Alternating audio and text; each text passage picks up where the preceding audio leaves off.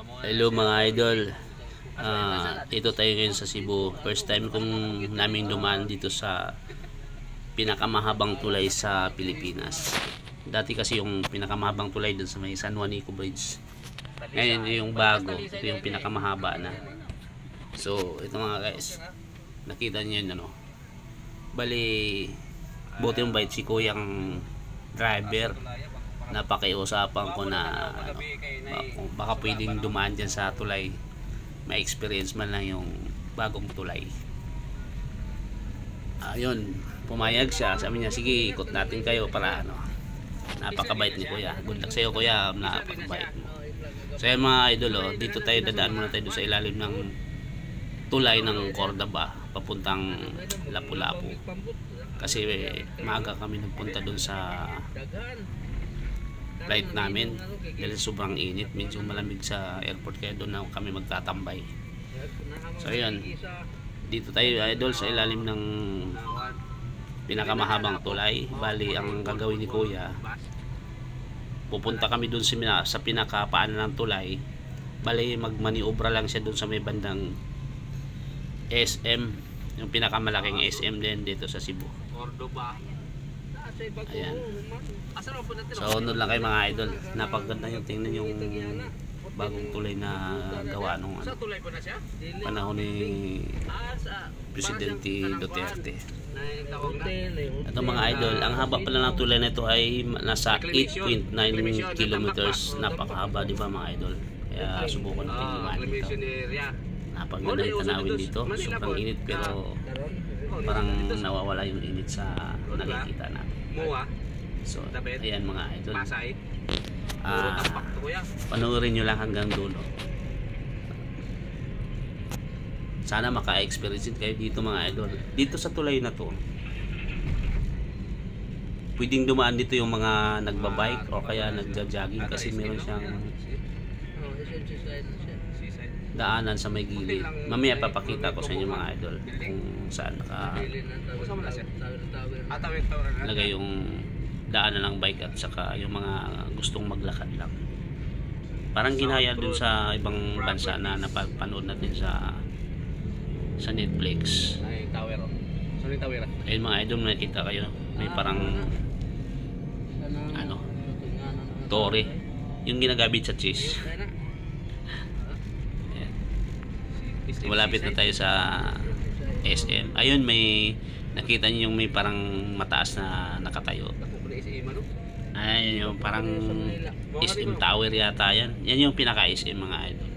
Tsaka yung may bagong gagawin yatang building dito sa may gilid, yung nakabakod na yero. Napakabilis ang ano ng Cebu. Actually, first time ko rin makarating dito sa Cebu. Kaya gusto kong na-experience yung mga bagong magawang ano dito. So yun mga idol, malapit tayo sa SM Cebu. Robinson man sila, Maraming kwento si kuya, nakakaano si kuya, maraming binabahaging kwento sa amin, kaya hindi nakakaano kasama si kuya na magbiyahe. Ayun mga idol yung SM, napakalaki. Hindi na kami nakapasok din dahil sobrang init, saka ano, wala kami yung pag-iwanan sa aming bagahe. Marami akong nakausap na mga ano idol, taxi driver. Ayaw nilang ano, umikot dito, malayo daw, umaayaw sila. Ayaw nang umikot dito sa, ayaw lang dumaan sa may ano, tulay ng Cordaba, yung bagong tulay. Kasi malayo daw. Siguro sobrang mahal ng gas, tapos pero buti lang si kuya bumayag, kaya naging pasalamat ko na pumayag. Yan na CCLX. Kaya ito mga idol, nakapag-maniobra na si kuya, babalik na tayo dun sa ano, papunta na tayo dun sa tulay, napakahapang tulay. Yun na, natay lang natin dito na magpunta tayo, tapos at dito na mga idol, nakita niyo mga idol. ba? Sa sobrang layo. Biruin mo at 8 kilometro yung tulay. Napakalayo talaga mga idol. Napakahabang tulay. So dito na tayo, bumabaybay na tayo sa may paanan ng tulay. Yan. Amo na niyang pa. Diretso na no.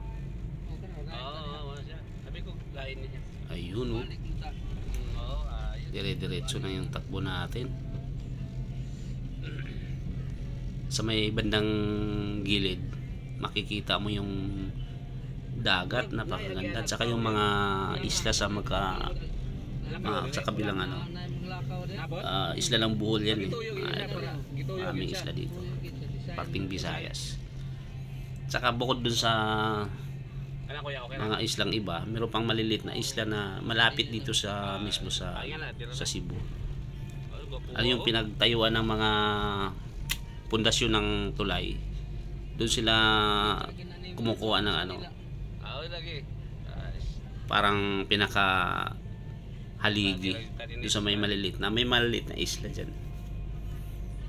Ito na mga idol, papaakyat na tayo sa tulay. Oh, dali.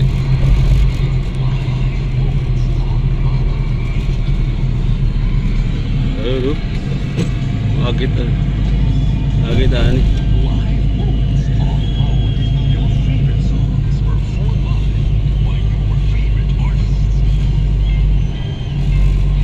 Pandemic panigi mo, di ba? Oo. Partida talaga. Pero dali rin nga trabaho ka. Dali rin ito, no? Dali rin tayo ni. Daghan ng isla din yung malapit, ano? Buhol. Buhol naman na. Hindi ka na mga isla dagmay ba? Oo, sa apa na. Sa dili isla na sa Lapu-Lapu. Cordoba, Lapu-Lapu City. Oo. CIA. So, yan na tayo mga idol. Dito na tayo sa taas ng tulay. Nakita niyo yung pinaka-poste, yung parang pinaka pundasyon ng tulay. Ang ganda tingnan mga idol. Saka yung may gilid, yun yung sinasabi ko sa inyo kanina mga idol, na pwedeng dumaan dyan yung naglalakad lang. Pwede kang mag-bike dyan sa gilid. Yan sa mga idol. Ang ganda. So, pero sobrang laki pala yung poste pala talaga. Akala ko ano lang, maliit kasi tingnan pag hindi mo lapitan. Malaki pala. Siguro sa gabi, pag gabi to, alam ko may ilaw to eh. Lalong maganda tingnan sa gabi. Ayan sa may gilid oh, yun yung ginagaya sa ibang bansa na pwede kang maglakad dyan. Dati kasi yung mga ganitong halimbawa expressway, skyway, walang daanan ng tao dyan sa ano, gilid. Saka bawal naman yung nakabike lang. Motor lang ang pinapayagan, pero depende kung ang motor mo 500cc.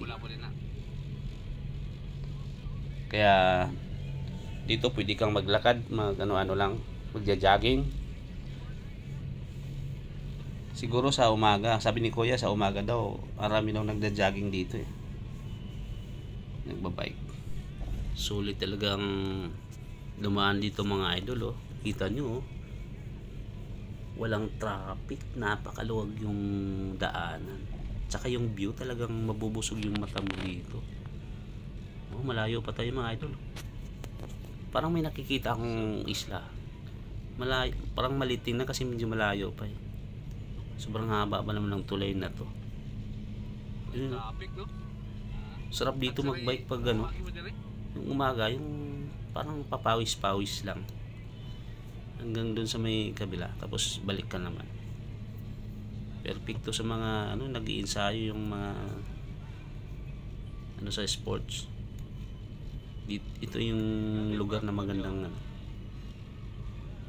tatakbo-takbo ka dito, jogging, papawis. Yun oh, grabe talaga.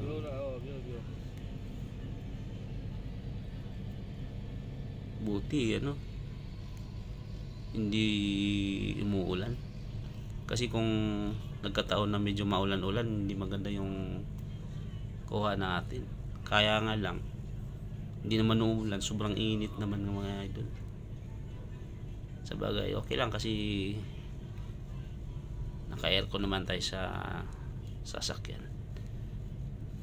Hindi ko malayo pa mga idol, hindi pa natin makikita yung pupuntahan natin sa sobrang layo. Pailan-ilan lang yung mga sasakyan na nasasalubong natin. Ano daw kasi ito medyo sadyain daw talaga. Kaya karamitang mga sasakyan dumadaan doon sa lumang tulay. May lumang tulay pa kasi itong mga idol yung dating dinadaanan ng yung pagpupunta ka ng Mactan Airport. Kaya kalimitan doon dumadaan yung mga sasakyan. Medyo kasi doon shortcut. Ito kasi sadyain. Kaya bihira lang yung dumadaan dito na halimbawa na masahe ka lang. Dabis dito kung may sarili kang sasakyan. Buti si kuya pumayag para daw meron kaming ma-experience namin yung mga turista, di ba? Oo. Dito magkuhan. Kuya, diretso mo lang ako sa Chocolate Hills. Yan na ba? Oo. Mawani ng mga paskrap. Basta mo na. Oo. Taxi na may magdadaan. Taxi naman. Hindi, may gusto fast track po. Oo. Sige po. Okay ra. Mili. Mag-taxi na ako para wala. Oo, taxi na lang. Sigurado pa. Kanya-kanya trip na lang, no? Oo. Tapos ay gusto niyo mo.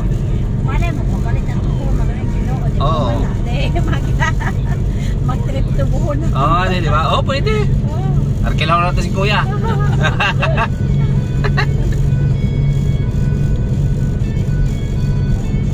Layo din kayo. Mo dito isang driver nga layo man to dito sa pamusugot.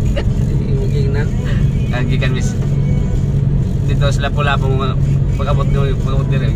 Gabi na po to, apoy ayo po. Dito ako kanang yan yung video ba? Oo. Kaya sayang.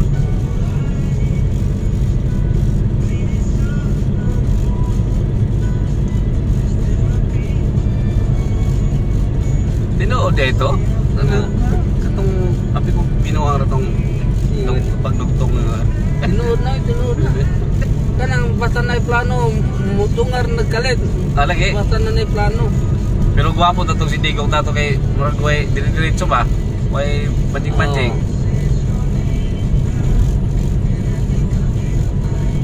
Ano yung view ko? Gwapo liyo na kay bike ba no? Alas gilid. Di man bawal no? Way mo harang nimo kung bike-bike. Wala. Namoy kagoling udan. Oo, na mag-bike dia. Dami ano yung mga buntag no? Oo, buntag. Mapawis ba? Basingot. Muna na siya eh. Muna na siya. Mga na, bayad na dia. Lubinta na, bandam lang na lubinta. Lubintaan. Pesos. Ah. Tolway. Kuya, ang mag-bike. Sige mo. Amot ka. Magkakaw ba? Outside na. Outside na. Hindi na magi dire. Okay, labot siguro. Oo, daylight sila. Oo, lagi. Naman sila sa kilid. Oo, lagi. Murag na iharang doon. Kiniluyo na siminto. Oo, layo. Pwede magpaksa na. Sabi, ano yung pagka-design ba, no? Murag na kasi Korea ba, no? Yan yung mga style sa Korea. At yan yung kunan, yan ay pwede ka maglakaw-lakaw sa gilid ba? Mga palabas nila nga, makita natin mga palabas nga, di ba? Tora. Para mag-business ang kurba. Ang arip ay din na day po din, no? Taas mag-pit. Go. Sa day oras. Sa day oras flight din niya. Punya pa to ya? Sayo pa? Oh, sayo pa mi? Kuan. Kasunsi pa? Gabi. Taas pa day. Oo. Pag-uran. At na tawag tambay sa airport kay Bugnaw ba? So ito mga guys, dumaan na tayo sa tollway. Malapit na tayo dun sa pinakadulo. So sa lahat ng mga sa sumusubaybay sa ating video, maraming salamat sa inyong lahat mga idol. Sana patuloy na kayong mag-follow sa ating Facebook Facebook page at saka Facebook. Thank you sa lahat ng mga idol.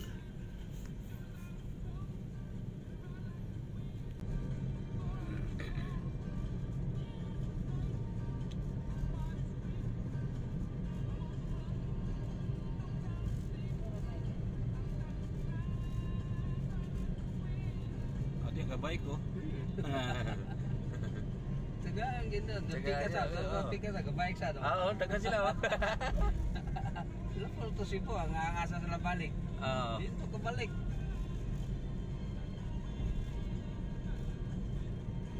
Tripping to sa mga batanon. Oo, bitaw.